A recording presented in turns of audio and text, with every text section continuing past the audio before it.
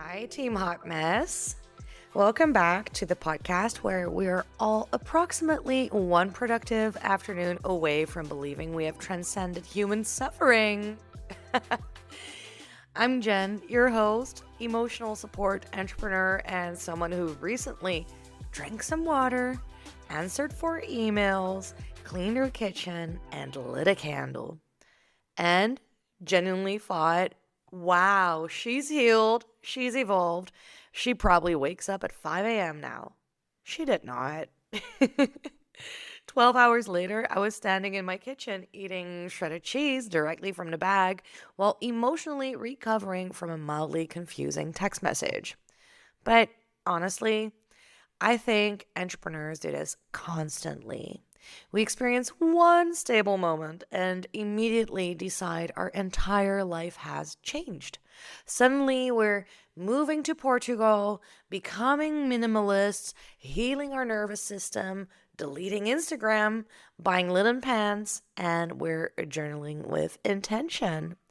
Babe, you answered emails before noon. Relax.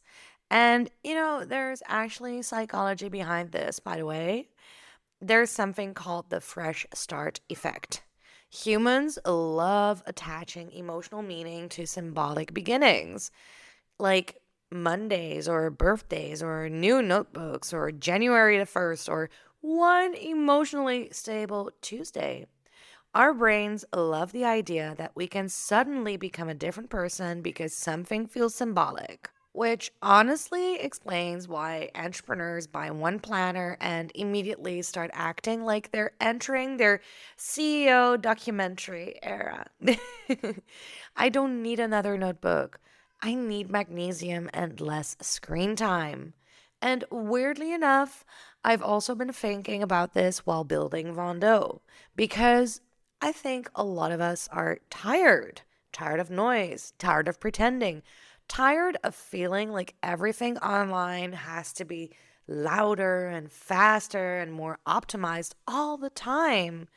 And maybe what we're actually craving is intentionality, things that feel thoughtful, human, real again, which is exactly what today's episode is about.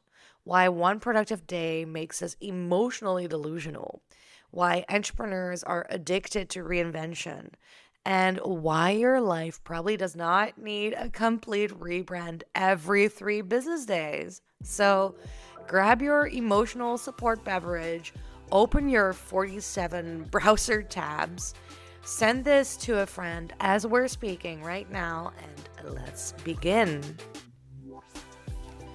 Why do humans experience one functioning afternoon and suddenly start narrating their lives like a Netflix comeback documentary? Because you vacuum once, you answer emails, you drink water, you stretch for 4 minutes, and suddenly you're like, this is the routine. This is the real me. This changes everything. Meanwhile, your laundry has been on a chair since February, and we all know which chair I mean because I have the exact same chair. And honestly, I kind of want to pause here for a second because I'm curious.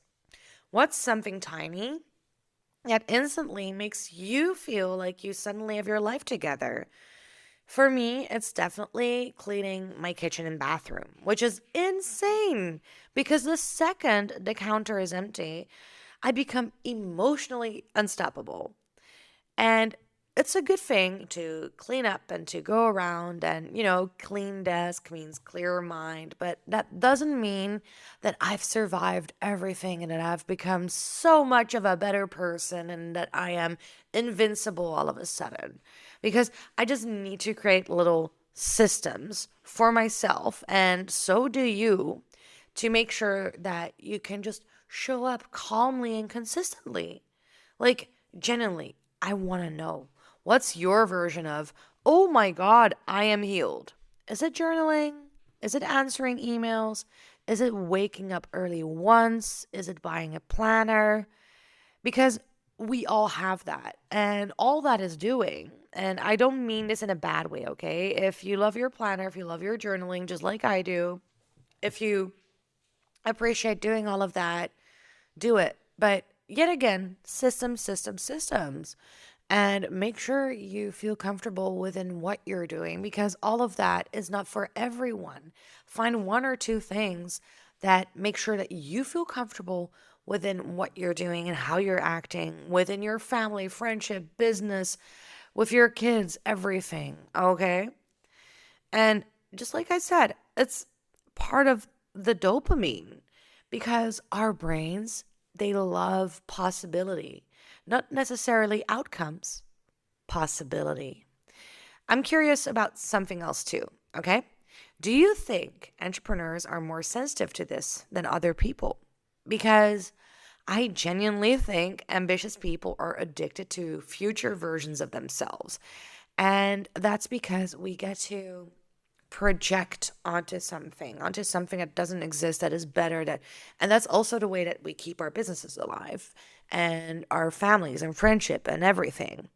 But it can also be kind of sad and soul crushing if you're only living to shove around your finish line and not live within the here and now where you actually get to enjoy where you are, because I am so proud of you. I am so proud of everything that you've done so far. Please enjoy that a little bit. And also, a lot of us are neurospicy, right? That doesn't always help either.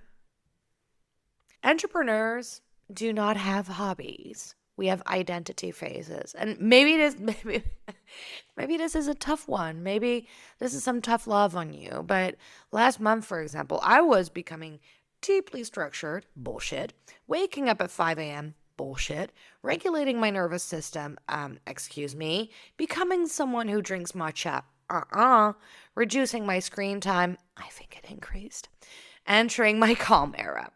The matcha tasted like wet grass and emotional instability. I folded immediately because actually I think it's kind of gross. But genuinely, though, I want you to think about this for a second. What's the most random phase you've ever convinced yourself that this was the new you?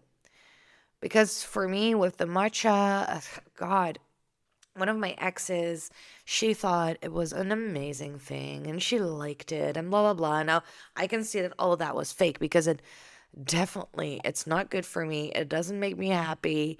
I should just not do it. And I don't have to push myself into doing things like that and thinking I'm becoming someone new.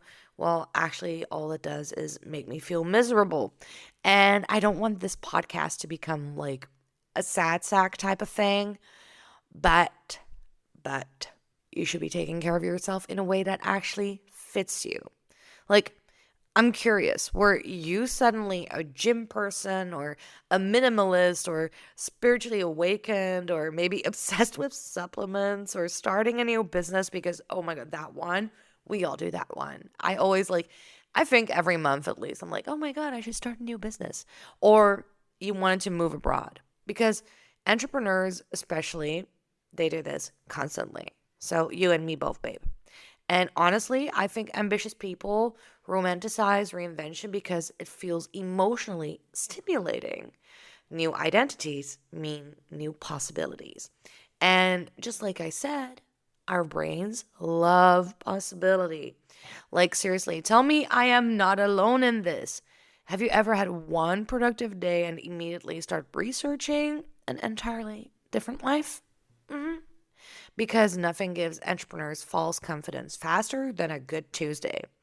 You answer 3 emails and suddenly you're researching passive income and moving abroad and whether Lisbon is still affordable, and you want to buy a walking pad and whether rosemary oil can spiritually transform your life. And this is actually where I get curious. Do you think, like, seriously, do you think entrepreneurs struggle more with contentment? Genuinely.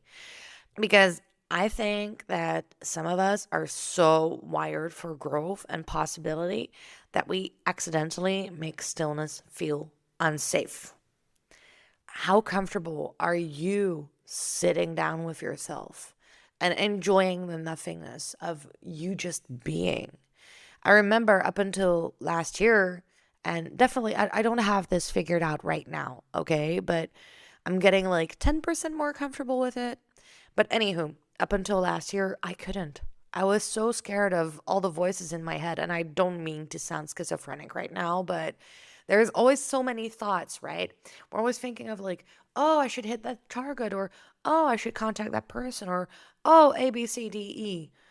And yeah, I started sitting with myself, and that was scary as fuck. It's scary for you, it's scary for me, for the both of us, really. And now I get to do it, I think 5 minutes a day. And 5 minutes a day is already enough to start noticing what you need and what you want, and just you in that very moment. And we don't do that enough because, you know, by 8 p.m., if you're not just normally checking in with yourself, you're on LinkedIn talking about alignment. Meanwhile, your nervous system is held together by caffeine and blind optimism. And I want to avoid that for you. Okay? So that's what this episode is mostly about. No, because no, because explain this to me. Why does buying a notebook feel like purchasing a new life? You walk into a bookstore and you're like, ah, yes, this beige notebook will finally heal my attachment wounds. The amount of times I've believed stationery was a missing link between me and enlightenment. Genuinely, that one needs scientific research. And wait, actually, I'm curious. What's your emotional support purchase? Like the thing that you buy when you think, okay, this version of me is finally going to get her shit together. Because we all do that. You do that. I do that. Like, oh, God, I've really learned a lesson here because now, at least every 2 days or so, I journal, but that had to become a whole habit. I had to stick with it for months for it to work. Okay. But where was I going with this? Anywho, I used to have a lot of notebooks, like many of them. And every time I thought they were going to fix who I was, they were going to fix my life and fix where I wanted to go. But, every time I was on like page 3 or 4, I would never look at the damn thing again. And if you don't build a system for yourself where you're like, okay, I want to do this every evening for 10 minutes, then you're not going to do it at all at some point. You're just going to stop it. You're not going to continue with it, and you're going to suck at it. And that's also the part where we will tell ourselves that we're useless and that we're not doing it well enough and that, might as well get a normal job, blah, blah, blah. But that's the thing. You gotta start doing like the one thing that you are comfortable with that will make you grow as a person, whether it's journaling, whether it's doing some exercise 10 minutes a day, whether it's just sitting in silence with yourself. Find the one thing. Because for some people, it's the notebooks. For others, it's gym clothes. For others, it's supplements. For you, it could be a productivity app or a standing desk or a water bottle that is the size of a toddler. But as I said, mine is absolutely notebooks, especially the minimal beige ones that look like they belong to someone who says things like, I rise with the sun. I do not rise with the sun. I negotiate with consciousness every morning. But psychologically, this makes sense too. Humans, so you and me both, we crave control, especially ambitious people. When life feels uncertain, changing yourself feels productive. So instead of sitting with discomfort, we create a new routine, a new identity, a new plan, a new future version of ourselves because movement feels safer than stillness sometimes. Ooh. And honestly, I think some of us are way more comfortable optimizing ourselves and actually sitting with our emotions. Let me ask you something. When was the last time you completely reinvented your routine when what you actually needed was rest? Because I do that the whole time. Every time I'm like, oh, I'm tired and I feel drowned in this project and blah blah blah blah blah, my brain will pick up on the first thing that it thinks that might give me dopamine, and I get all diverted from the original plan. But I should actually be taking a nap. Just like this afternoon, I'm gonna go take a nap because now naps are a thing for me. Because I think ambitious people do this constantly. We turn emotional overwhelm into self improvement projects. You do it, I do it, and that's okay. That's fine. I just want to be a little bit of a truth teller right here, probably stepping on some of your wounds and also on some of mine. And apparently, I can't talk for shit today, but that's fine. And talking about journaling and a whole system I had to build up because, that didn't come naturally for me. Um, I wrote something in my journal recently that honestly hit me harder than I expected. I keep waiting for a version of life where I finally feel caught up with myself. Bullshit. And I think a lot of ambitious people quietly feel that way. Like, we're always trying to arrive somewhere emotionally. Calmer, more stable, more healed, we're more together. There's actually a psychology concept for this as well. It's called the arrival fallacy. The belief that once I get there, then I'll finally feel okay. Once the business grows, once life slows down, once I'm healed, once I'm organized, once I finally figure myself out. But humans are terrible at emotionally arriving. We practically never do. Because, the second we reach one finish line, we create another one, like I said earlier in the podcast. And entrepreneurs could achieve inner peace, and we could all still be like, okay, but what's next? When you've just hit a target or just hit a certain amount of followers or when you, all that stuff, you're always like, oh, okay, what now? But babe, that's dangerous because then you never grant yourself the rest that you would like and that you actually deserve. And I want that for you. Okay? And honestly, entrepreneurs and ambitious people are especially vulnerable to this stuff because ambition itself creates emotional stimulation. Vision gives people energy. Hope gives people energy. Possibility gives people energy, which means a lot of ambitious people accidentally use future planning as emotional regulation. Yeah, that one, it hurt me too. Because sometimes we aren't planning because we're inspired. Sometimes we're planning because we're overwhelmed, lonely, dysregulated, uncertain, and fantasizing about a better future temporarily soothes the nervous system. Yay. Honestly, half of entrepreneurship is strategy. The other half is realizing your nervous system has been personally attacked by your inbox and also maybe a little bit by your socials. So now I'm going to give a little bit of advice and you take it or you leave it. Just like I always tell you, take what you can use, okay? First of all, stop turning emotions into identity. You are not failing because you had a bad week. And you're not spiritually evolved because you stretched once and drank cucumber water. Feelings are states, not identities. Okay? Second of all, repetition builds trust, not intensity. Skip the intensity. Psychologically, self trust is built through repetition, not intensity. No, no, no. Your nervous system trusts what it experiences consistently, which means your life is probably not changed by one hyperproductive Tuesday.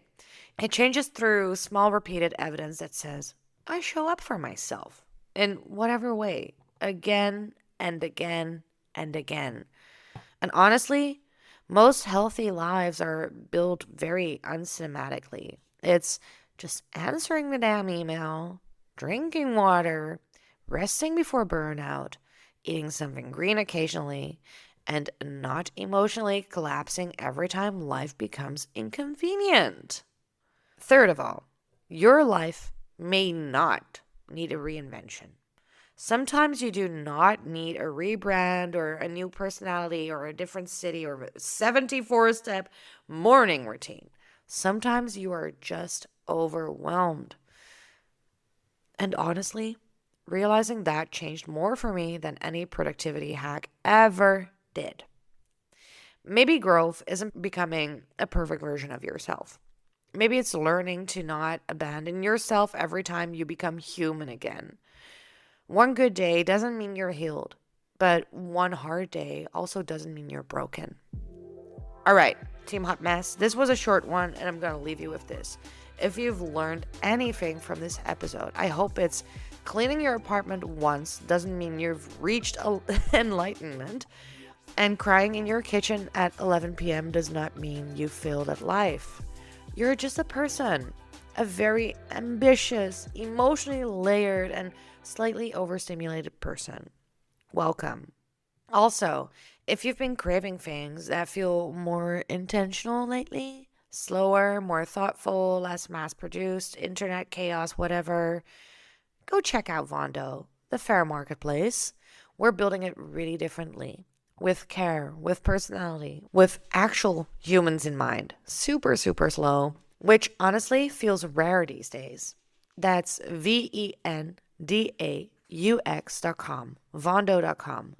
And if you've enjoyed this episode, send it to a friend who has ever reorganized their desk, bought a planner or two, and drank water and immediately thought, this is it. My new life starts now. Stay consistent. And if you can't, I'm there for you, okay? I love you guys. Bye, Team Hot Mess.